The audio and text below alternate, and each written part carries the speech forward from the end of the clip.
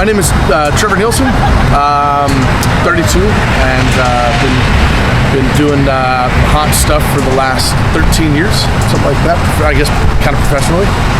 I'm Brandon Spletter, co-owner of the Haunted Harvest with this guy, 32 as well.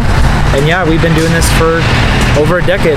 Started this out at my house as a home haunt. 2019 was the first year that we didn't do a haunt for 10 years. You know, we started when we were 20. We met the owners of Frosty's Forest, or one of the owners, and struck up a friendship, relationship with the guy. We were first approaching him to say, hey, maybe we could do a little haunted house on your lot.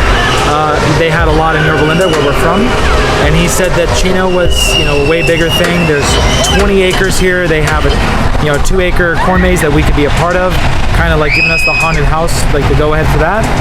So we took him up on the deal, and that was 2 seasons ago. And to kind of give you a little bit of history, so Brandon and I went to high school together, known each other since freshman year, became best friends probably the first year into college, and then he hit me up about, he was doing something in his front yard, hit me up, he's like, hey, you want to throw something together, like a walkthrough? And that was in 2010, and as the years went on, we bought more and more stuff, and did a little more research, Knott's, Universals, to see what they're, how they throw it together, and then eventually we spoke to Rick to get here. We wanted to utilize the tent more. For the last 2 seasons, the tent didn't really do very much. We felt like it was underutilized, and like I said, they're very supportive, the owners, so they kind of offer us whatever we want in terms of, hey, if you want this tent, we can have it. So I thought, why not have one of the areas kind of start in there, have some eye candy right out front, spit them right out into the corn, and then they also offered us more corn too. So this is actually the biggest walkthrough we've ever done. It's the biggest walkthrough that they've ever made. But we wanted to have way more ambiance, like in the front, more stuff in the corn. There's more scares than ever before. I mean, it's our biggest acting roster we've ever had. Everything's bigger and better this year. So in 2018, we had done a maze at his house, the home haunt, called Death Cold. And so we had 6 different serial killers, 3 of them we brought tonight, so or brought to this season. So we had kind of taken a piece of one of our home haunts and decided to put it in here. I would say that our inspiration is to kind of have, like for so many years we did just one haunt per year. Sometimes we do it for 2 years or something. Yeah, one theme. Sorry.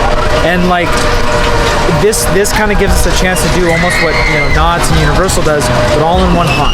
Like every place has a theme park or something like that, but what we have is 2 acres of land to work with. So we figure the longest path we can have with the most themes we can do is, I think that capitalizes on all the best parts of Halloween. Yeah, like what people like.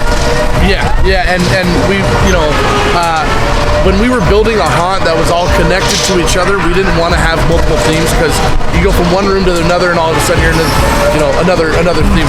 This allows that kind of passing from out of one theme to get back into the corn, and now you're kind of in that environment, and then you enter, and then you're all of a sudden in another theme. So it allows a little bit of time to kind of get away from the one theme and then go into another.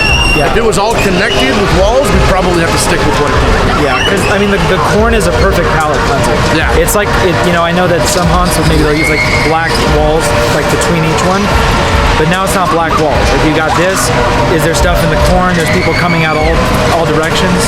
I think that's like the best thing. It's very intense, and it makes it fun for the actors too, because when we interview them, when we have auditions, some people like the serial killers. We have a couple people that are dead ringers for the actual murderers.